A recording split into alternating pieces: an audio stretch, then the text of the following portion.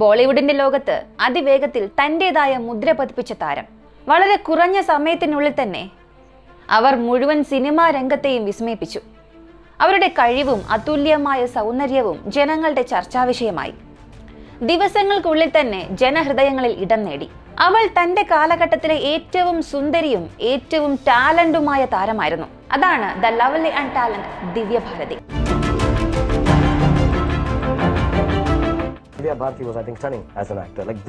ആ സമയത്ത് ദിവ്യ ഭാരതിയുടെ യാത്ര ഇത്ര ചെറുതായിരിക്കുമെന്ന് ആർക്കും അറിയില്ലായിരുന്നു. Go back to the starting.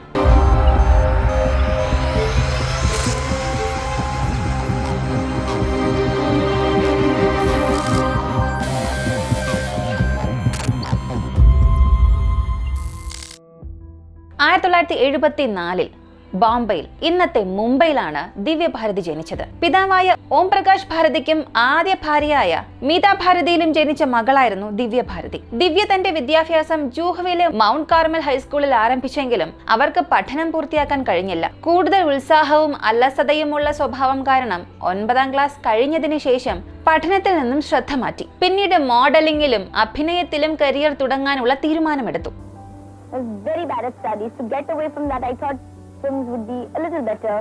ദിവ്യയ്ക്ക് ആദ്യമായി ലഭിച്ച സിനിമ ഗുണ ഹോം കാ ദേവത ആയിരുന്നു. അവിടെ അവർ മിഥുൻ ചക്രവർത്തിയുടെ ഒപ്പമായിരുന്നു അഭിനയിക്കേണ്ടിയിരുന്നത്. എന്നാൽ കുടുംബത്തിലെ ചില കാരണങ്ങൾ മൂലം അവർക്ക് ആ സിനിമ ചെയ്യാനായില്ല. പിന്നീട് ആ കഥാപാത്രം സംഗീത ബിജ്ലാനിക്ക് ലഭിച്ചു. അന്നീ സംഗീത സൽമാൻ ഖാനുമായി ഡേറ്റിംഗ് ചെയ്തുകൊണ്ടിരിക്കുകയായിരുന്നു. ആ സിനിമ നഷ്ടപ്പെട്ടതിനു ശേഷം ദിവ്യയ്ക്ക് അടുത്ത അവസരം ലഭിച്ചത് ഗോവിന്ദയുടെ സഹോദരൻ കീർത്തി കുമാറിൽ നിന്നായിരുന്നു. കീർത്തി ഒരു ദിവസം ലൈബ്രറിയിൽ വെച്ച് ദിവ്യയെ കണ്ടുമുട്ടി. അപ്പൊ തന്നെ അവളെ തന്റെ നായികയാക്കണം എന്ന് തീരുമാനിച്ചിരുന്നു. ദിവ്യ ആ സിനിമയ്ക്കായി അഭിനയത്തിലും നൃത്തത്തിലും പരിശീലനം ആരംഭിച്ചു. പക്ഷേ ചില കാരണങ്ങളാൽ ആ സിനിമയും ചെയ്യാൻ സാധിച്ചില്ല. സത്യത്തിൽ കീർത്തിക്ക് ദിവ്യയെക്കുറിച്ച് അമിതമായ ഒരു പോസസീവ് ഉണ്ടായിരുന്നു. കാരണം അവൾ അത്ര ചെറുപ്പമായിരുന്നു. ഇതിനിടയിൽ മോഡലിംഗ് ലോകത്ത് അവർ പേര് കേട്ടു തുടങ്ങിയിരുന്നു. എന്നാൽ ഒരു പ്രധാന സിനിമയിലെ അരങ്ങേറ്റം അപ്പോഴും വൈകിയിരുന്നു. പല സംവിധായകരും നിർമ്മാതാക്കളും അവരെ കുറിച്ച് സംസാരിച്ചു കൊണ്ടേയിരുന്നു. ഒടുവിൽ 1990 വെറും 16-ാം വയസ്സിൽ ദിവ്യ ഭാരതി തന്റെ ഏറെ പ്രതീക്ഷയോടെ കാത്തിരുന്ന അരങ്ങേറ്റം നേടി. തെലുങ്ക് സിനിമ ബോബിലി രാജയിലൂടെ നായകൻ ദഗുപാട്ടി വെങ്കടേഷിനൊപ്പമായിരുന്നു ആ അഭിനയം. അതൊരു റൊമാൻറ്റിക് ആക്ഷൻ തെലുങ്ക് ചിത്രമായിരുന്നു. തുടർന്ന് അതേ വർഷം തന്നെ തമിഴ് ചിത്രമായ നീലാപ്പെണ്ണ എന്ന സിനിമയിലും അഭിനയിച്ചു. 1991 അവർ ഹിന്ദി സിനിമകളിലേക്കും കടന്നു വന്നു. ഇങ്ങനെ 1991 തന്നെ അവർ 4 സിനിമകൾ ചെയ്തു. പക്ഷെ ബോളിവുഡിലെ യഥാർത്ഥ തിരിച്ചുവരവ് ലഭിച്ചത് 1992 അന്ന് അഭിനയിച്ച ഷോല ഓർ ഷബ്നം എന്ന ചിത്രം. ഈ ഒരു ചിത്രം അവരുടെ കരിയറിനും വ്യക്തിപരമായ ജീവിതത്തിനും വലിയൊരു വഴിത്തിരിവ് തന്നെ സൃഷ്ടിച്ചു. ഇതൊരു ആക്ഷൻ കോമഡി ചിത്രമായിരുന്നു. ഷോല ഓർ ഷബ്നത്തിൽ ദിവ്യ ഭാരതിക്കൊപ്പം അഭിനയിച്ചത് ഗോവിന്ദയായിരുന്നു. അന്ന് ഗോവിന്ദ മറ്റൊരു സിനിമയിലും പ്രവർത്തിച്ചു കൊണ്ടിരുന്നതിനാൽ ഈ 2 ചിത്രങ്ങളുടെയും ഷൂട്ടിംഗ് ഒരുമിച്ച് നടക്കുകയായിരുന്നു. ആ മറ്റൊരു സിനിമയുടെ നിർമ്മാതാവ് സാജിദ് നാഡിയാഡ്വാലയായിരുന്നു. അങ്ങനെ സാജിദ് പലപ്പോഴും ഷോല ഓർ ഷബ്നം സെറ്റിലേക്ക് വരാറുണ്ടായിരുന്നു. അവിടെ വെച്ചാണ് സാജിദ് ദിവ്യയെ കണ്ടുമുട്ടുന്നത്. കണ്ടപ്പോൾ തന്നെ അവളെ ഇഷ്ടപ്പെടാൻ തുടങ്ങി, പ്രണയിക്കാൻ തുടങ്ങി. ആദ്യ പരിചയം കഴിഞ്ഞ ഉടൻ തന്നെ സാജിദ് പ്രതിദിനം ദിവ്യയെ കാണാനായി സെറ്റിലെത്താറുണ്ടായിരുന്നു. ഒരു ലവ് അറ്റ് ഫസ്റ്റ് സൈറ്റ് പോലെ. ദിവ്യ തിരിച്ചും അവനെ ഇഷ്ടപ്പെടാൻ തുടങ്ങി. രണ്ടുപേരുടെയും പ്രണയം വളരെ രഹസ്യമായിരുന്നു. മാധ്യമങ്ങളിൽ ഒരിക്കലും അത് വെളിപ്പെടുത്തിയില്ല. അങ്ങനെ വളരെ പെട്ടെന്ന് ദിവ്യയ്ക്ക് 18 വയസ്സാകുമ്പോൾ 1992 മെയ് മാസം 10 ഇരുവരും വളരെ സ്വകാര്യമായി 3 ആളുകളുടെ സാന്നിധ്യത്തിൽ വിവാഹിതരായി. വിവാഹ സമയത്ത് ദിവ്യ ഭാരതി തന്റെ മതം മാറ്റി. ഹിന്ദു മതത്തിൽ നിന്നും ഇസ്ലാമിലേക്ക് മാറി. പുതിയ പേരായ സാനിയ നാഡിയാഡ്വാല സ്വീകരിച്ചു. ദിവ്യ ഭാരതിയുടെ വർദ്ധിച്ചു വരുന്ന ജനപ്രീതിയെ ബാധിക്കാതിരിക്കാനായി ഇവർ അവരുടെ വിവാഹത്തെക്കുറിച്ചുള്ള പരസ്യ പ്രഖ്യാപനം നടത്തിയില്ല. 1992 ദിവ്യ ഭാരതിയുടെ ജീവിതത്തിലെ ഏറ്റവും തിരക്കേറിയ വർഷമായിരുന്നു. അവർ ആ വർഷം മാത്രം 12 സിനിമകളിൽ അഭിനയിച്ചു. വിശ്വാത്മ, ദിൽ കാ കസൂർ, ഷോല ഓർ ഷബ്നം, ജാൻ സെ പ്യാര, ദിവാന, ഗീത് തുടങ്ങിയ ഒട്ടനവധി ചിത്രങ്ങൾ അഭിനയിച്ചു.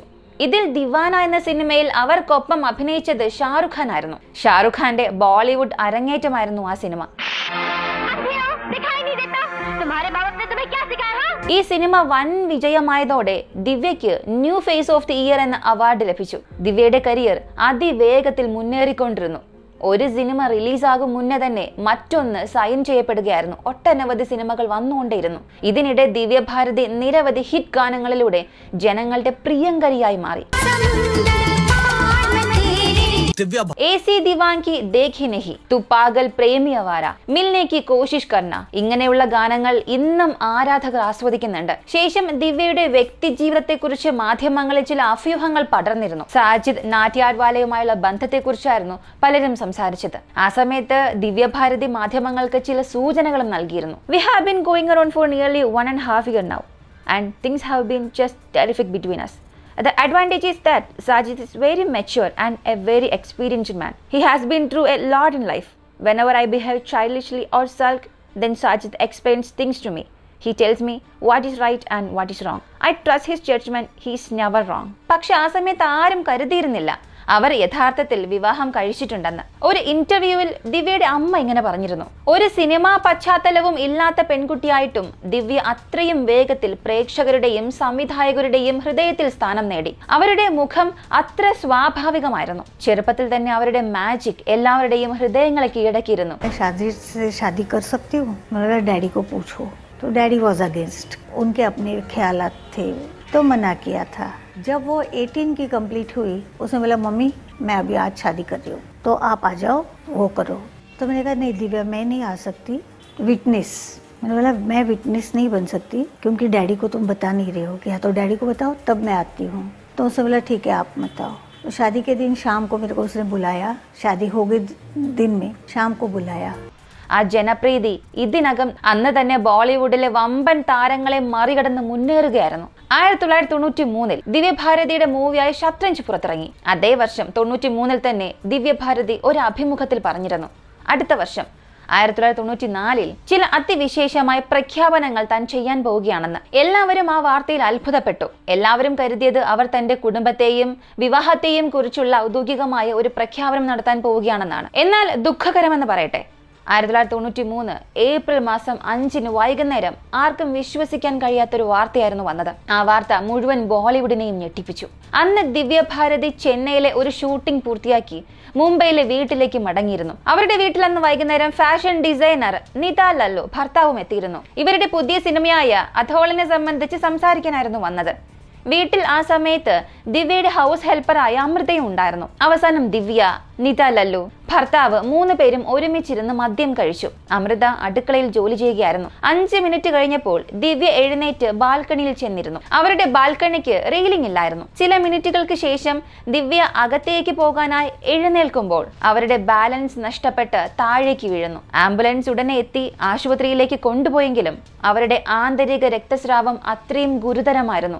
ആശുപത്രിയിൽ എത്തും മുന്നേ മരണം സംഭവിച്ചിരുന്നു. അപ്പോ ദിവ്യയ്ക്ക് വെറും 19 വയസ്സ് മാത്രമായിരുന്നു. ദിവ്യഭാരതിയുടെ മരണം ലോകത്തെ മുഴുവനും ഞെട്ടിപ്പിച്ചു. അവരുടെ ബോളിവുഡ് ഡോൾ മരിച്ചുവെന്ന് ആരെക്കൊണ്ടും വിശ്വസിക്കാൻ സാധിച്ചില്ല. ഇതൊരു ആകസ്മിക മരണമാണെന്നുള്ളത് ആളുകൾ അംഗീകരിച്ചില്ല. ദിവ്യയുടെ മരണവാർത്തയിൽ മുഴുവൻ ബോളിവുഡും ശോകത്തിലായി. അത്ര സന്തോഷവതിയായ ഒരു പെൺകുട്ടി എങ്ങനെയാണ് അപ്രതീക്ഷിതമായി മരിച്ചത്? ആരും വിശ്വസിച്ചില്ല.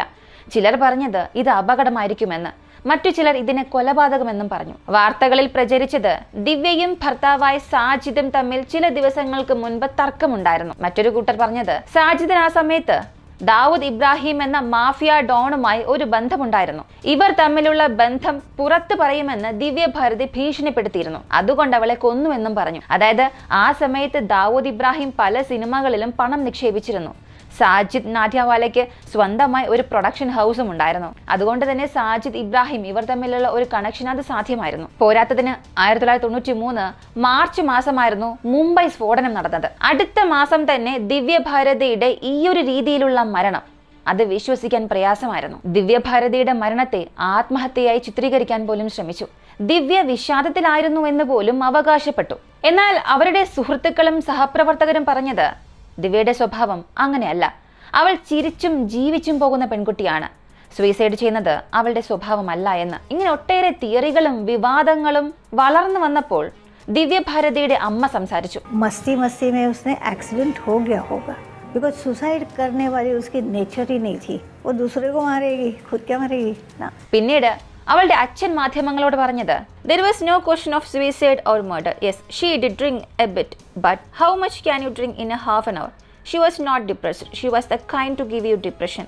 It was an accident. She sat on the ledge, lost her balance and fell. Sadly, all flats had grills except hers. Cars would always be parked below, but that night there was not a single one. She fell directly on the ground. ദിവ്യയുടെ മരണശേഷം സാജിദ് അവരുടെ കുടുംബത്തോട് ഒരു മകനെ പോലെ തന്നെ പെരുമാറി. അങ്ങനെ വർഷം 2000 നവംബർ സാജിദ് ഒടുവിൽ വാർദ ഖാനെ വിവാഹം കഴിച്ചു. ദിവ്യ അവസാനമായി പൂർത്തിയാക്കിയ ചിത്രം ഛത്രിയായിരുന്നു. അവർ മരിക്കുന്നതിന് മുൻപ് ഒരുപാട് പ്രോജക്റ്റുകൾ സൈൻ ചെയ്തിരുന്നു.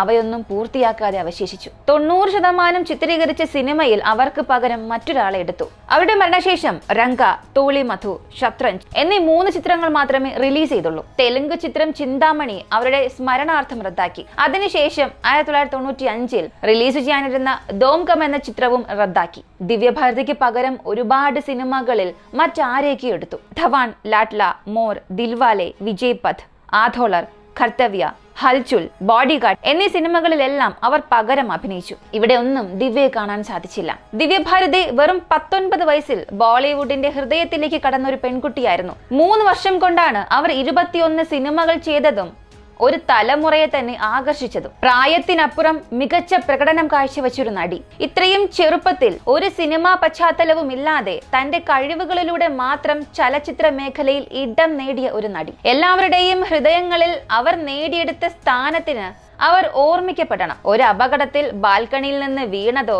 കൊല്ലപ്പെട്ടതോ ആയ 19 വയസ്സുള്ള പെൺകുട്ടിയായല്ല ഓർക്കേണ്ടത്. ആ നിമിഷത്തെയല്ല ഓർക്കേണ്ടത്. അവരുടെ ജീവിച്ചിരുന്ന ചിരിക്കും കഴിവിനും മാജിക്കിനും വേണ്ടിയാണ്. ദിവ്യഭാരതിക്ക് എന്ത് സംഭവിച്ചുവെന്നാണ് നിങ്ങൾ കരുതുന്നത്?